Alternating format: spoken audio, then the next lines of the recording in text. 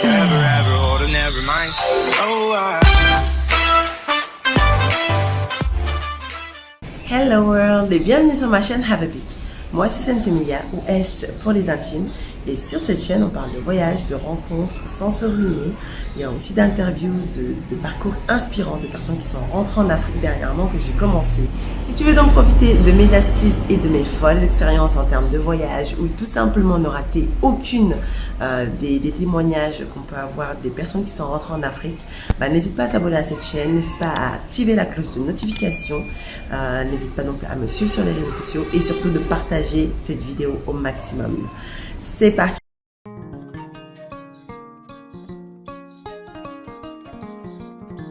Donc je m'appelle Téné, mais tout le monde me surnomme Ténécie sur les réseaux sociaux. J'ai 35 ans, je suis l'heureuse maman de 2 enfants que vous devez suivre un petit peu dans mes nouvelles aventures sénégalaises. Et donc je suis née et j'ai grandi en région parisienne. Je suis l'aînée d'une fratrie de 3. Et puis depuis quelques temps maintenant, je suis installée ici au Sénégal.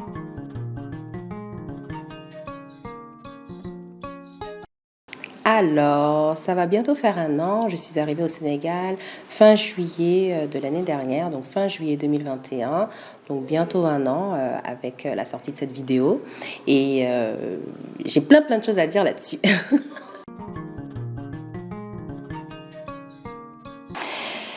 J'ai envie de dire que, bon, il y a plusieurs choses. Déjà, c'est un peu un choix un peu égoïste parce que c'est moi qui ai fait voyager la famille pour s'installer ici, même si je ne suis pas sénégalaise d'origine, mais mon mari est sénégalais. Moi, je suis burkinabé ivoirienne et j'ai eu un coup de cœur pour le Sénégal lors d'un voyage en 2019, donc avec ma meilleure amie, qui s'est confirmé par un second voyage. Et là, j'ai ressenti quelque chose que je ne peux pas expliquer, mais j'ai senti en tout cas que je pouvais vivre ici sereinement et que j'avais envie d'être là, tout simplement. Et donc, l'idée est restée quelque part dans ma tête et dans mon cœur. Et toutes les actions que j'ai menées ensuite m'ont menée ici au Sénégal, mais d'une manière assez volontaire.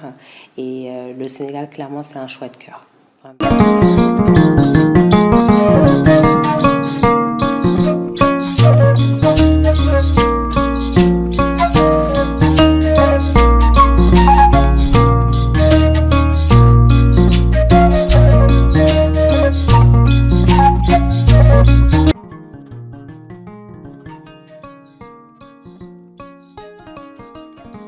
La seule crainte que j'avais, je pense que c'était la barrière de la langue, parce que je ne parle pas wolof et je suis quelqu'un qui aime beaucoup communiquer avec les personnes, de par mon métier déjà, puisque je suis coach en développement personnel. Et donc, l'essence même de ce métier, c'est la communication et la compréhension de l'autre. Et je me suis dit, tiens, si tu parles pas wolof, bon, est-ce que ça va pas être contraignant? Et puis finalement, je me suis bien débrouillée parce que le sourire est universel, les regards sont universels et quand ils sont vrais et authentiques, on arrive à se comprendre, même si on ne parle pas la même langue. Et puis le Sénégal, vraiment, j'ai rencontré des gens beaucoup, très ouverts, très dans l'échange, très dans le partage. Et moi, j'ai envie de dire que mon aventure sénégalaise, en tout cas au niveau des rencontres que j'ai faites depuis que je suis arrivée ici, elle est vraiment exceptionnelle. Je ne peux pas dire autre chose. Donc vraiment, la seule peur que j'avais, c'était la barrière de la langue pour une grande communicante comme moi. Et puis vraiment, les craintes et les doutes se sont dissipés très vite au fur et à mesure que j'ai commencé à échanger avec les personnes. Et puis de toute façon, au Sénégal, on est dans un pays où les gens, pour la majorité, parlent français. Donc, c'est pas très dérangeant.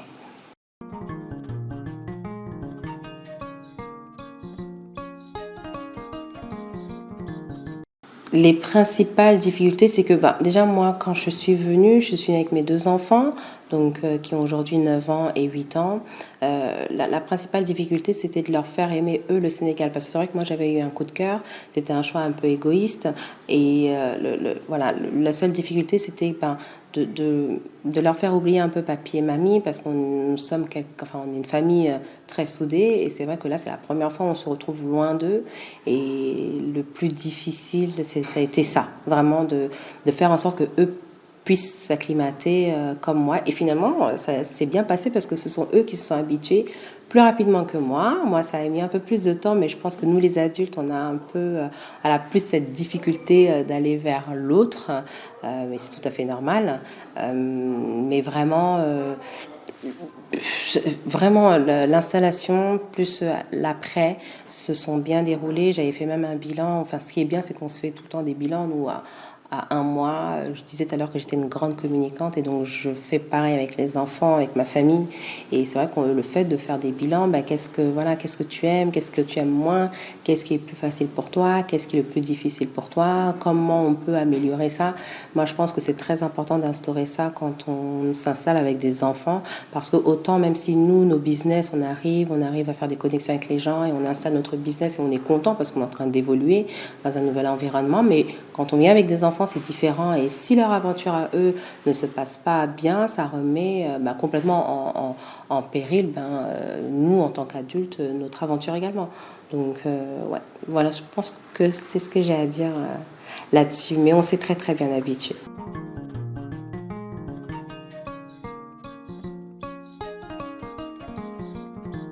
Les différences les plus saillantes, si tu t'amuses à vouloir garder ton train de vie, je pense que la différence dans le porte-monnaie se fait sentir, clairement. Quand tu pars à Auchan et que tu as envie d'acheter, je sais pas, de la mozzarella, et que tu as acheté pas très cher à Leclerc et que tu arrives ici à Auchan et que tu payes parfois le triple, voire multiplié par 4, ça c'est une grosse différence en fait qu'il faut prendre en compte quand tu viens avec des enfants. Moi je sais que mes enfants adoraient la compote et que moi je passe pas des heures en cuisine à faire de la compote. C'était très facile d'en acheter en France et là tu arrives ici, tu vois le prix de la compote, tu te poses des questions quoi. Donc il y a des grosses différences. Faut pas penser qu'on vient en Afrique donc tout est moins cher, ça c'est une idée reçue qui est archi fausse. Tout n'est pas moins cher, non, si ce n'est le contraire. Il faut faire attention aussi à ses finances par rapport à ça.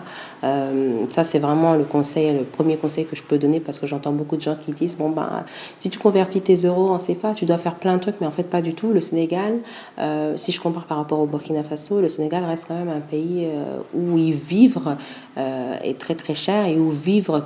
Si on ne veut pas changer son train de vie, c'est très très difficile.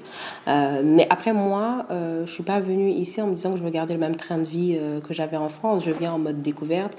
J'ai envie de découvrir autre chose. Je veux que mes enfants découvrent autre chose. Et ça fait partie du jeu. Donc les grosses différences, c'est vraiment au niveau des prix. Ici, la grosse différence, et je me rappelle, ça avait bien marqué mes enfants, c'est que tout le monde dit salam alaikum à n'importe quelle heure. Et même si les gens ne les connaissent pas, je sais qu'au début, mes enfants, ils disent tu la connais? Elle t'a dit salam alaikum, tu le connais? Et je trouvais ça drôle au début. Et on n'a pas l'habitude de ça en France. Clairement, si tu croises ton voisin, c'est limite s'il te dit bonjour. Et c'est vrai qu'ici, même les gens que tu connais pas, les gens te disent salam alaikum. Mais c'est agréable. On apprécie encore un peu plus la compagnie de l'être humain, ne serait-ce que par un bonjour. Ça aussi, c'était une grosse différence. Après, il y en a plein d'autres, mais si je me mets à les énumérer ici, on n'aura pas fini.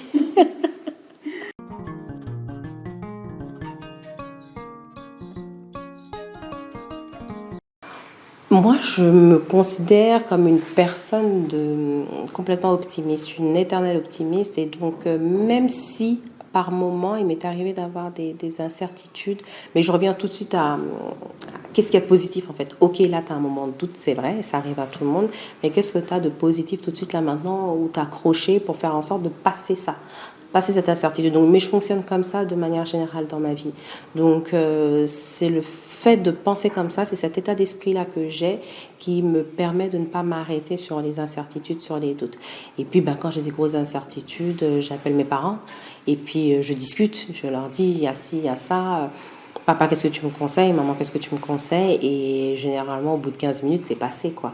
Donc, il y a eu des incertitudes, c'est vrai, mais jamais de remise en question profonde de est-ce qu'on est au bon endroit? Non, ça par contre, non.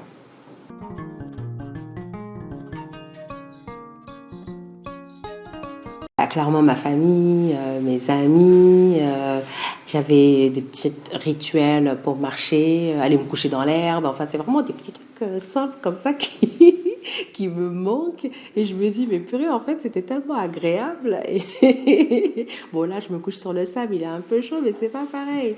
Mais ouais, il y a des petites choses comme ça, mais c'est vraiment le manque de la famille.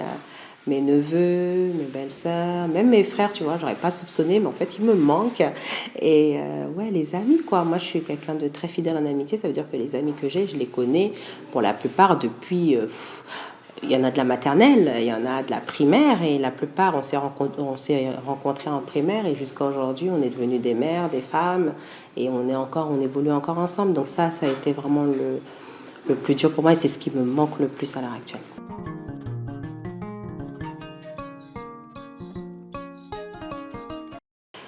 Je conseillerais à la personne de bien étudier son projet.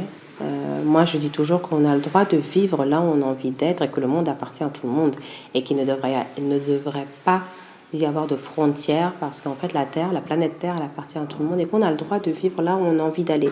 La seule chose, c'est de le préparer un minimum et de prendre en conscience sa propre réalité.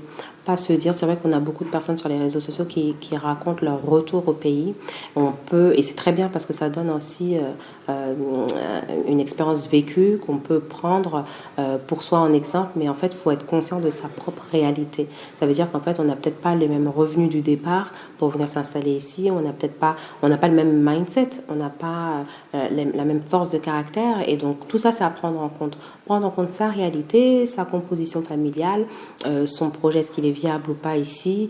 Voilà, il faut vraiment prendre en compte en toute honnêteté, être honnête avec soi-même de qu'est-ce que j'ai aujourd'hui, qu'est-ce que je dispose aujourd'hui au niveau de moi-même, au niveau financier, de quoi je dispose pour m'installer dans le pays où je souhaite aller. Et je pense qu'une fois qu'on a fait ce bilan-là, c'est de bien se préparer et ne pas attendre, et ça je le dis souvent quand on me demande, ne pas attendre que toutes ces peurs se dissipent parce qu'elles se dissiperont jamais. À un moment donné, une fois qu'on considère qu'on s'est suffisamment préparé, il faut sauter. Parce que si tu sautes pas, tu vas rester encore dans ce truc-là où tu vas te dire, bon ben, c'est pas le moment, attends, j'ai pas réglé ci, non, faut que je sois sûre de ça. Et en fait, on n'est jamais sûr de rien dans la vie. Moi, j'avais planifié plein de choses à mon arrivée au Sénégal et finalement, il y a énormément de choses qui se sont faites différemment et je dis Dieu merci parce que finalement, c'est ça qui m'apporte encore des nouvelles connexions, des nouvelles rencontres et succès dans mes entreprises. Mais c'était pas du tout ça que j'avais prévu au départ. Donc, le conseil que je peux donner, c'est d'abord être vrai avec soi. C'est bien de suivre des gens sur les réseaux sociaux qui ont fait le pas, mais on a chacun nos réalités et donc partir de soi et bien visualiser son rêve, avoir une vision qui est très claire, c'est déjà énorme. Une fois qu'on s'est préparé à ça et après, yallah quoi, c'est parti hein.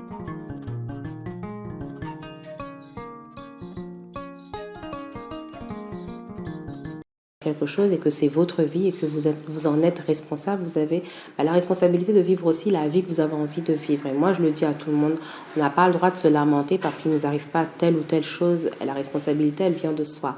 Et donc, à partir du moment où vous considérez que vous n'êtes pas bien là où vous êtes aujourd'hui, comme je disais tout à l'heure, la terre, elle appartient à tout le monde. Et il faut se lever et se dire, moi, j'ai envie de faire autre chose. J'ai envie de vivre ailleurs. Voilà, j'ai envie de changer de job et se lever, se retrousser ses manches et travailler pour ça. Et très souvent, quand on change d'environnement, moi, je compare souvent avec un poisson. Je dis souvent qu'avant, j'étais un saumon et que j'aimais l'eau froide. Et aujourd'hui, je suis une belle dorade et j'aime l'eau chaude. Et l'eau chaude m'a permis aujourd'hui de déployer mes ailes.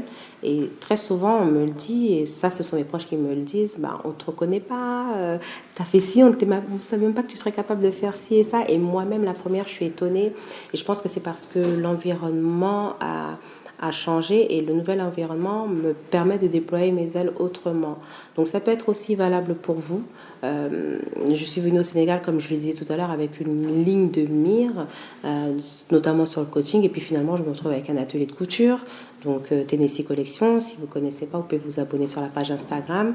Je travaille notamment avec des tissus du Burkina, dont je suis originaire. À côté de ça, je viens de lancer le Ndam Club. Donc le Ndam Club, c'est un club d'affaires qui permet d'aider le retour de la diaspora ici au Sénégal, mais particulièrement sur la Petite Côte, parce que je vis sur la Petite Côte, je ne vis pas à Dakar, et j'ai développé un amour pour la Petite Côte, et j'ai à cœur de montrer aux gens que sur la Petite Côte, il n'y a pas que ce qu'on connaît déjà, mais il y a aussi des gens comme moi qui sont venus, qui investissent. Il y a des beaux projets, il y a des belles success stories, et j'ai envie de mettre ça en avant et vous montrer aussi, à vous qui êtes derrière votre écran, que le Sénégal, c'est Dakar, mais c'est aussi la Petite Côte. Il y a plein de choses à faire, plein de choses à voir. Donc c'est aussi pour ça que j'ai créé le Ndam Club. Mais si on m'avait dit l'année dernière, à cette heure-ci, au mois de juin dernier, que j'aurais créé un atelier de couture et le Ndam Club, j'aurais dit non, c'est pas possible, parce que c'était pas ce que j'avais prévu. Donc c'est pour ça, le mot de la fin, clairement, suivez vos envies, suivez vos rêves, faites-vous suffisamment confiance pour vous dire vous pouvez y arriver. C'est pas que l'un ou l'autre qui arrive à faire ça. Vous aussi, vous pouvez, à raison de croire en vous. Je pense que c'est ça le mot de la fin.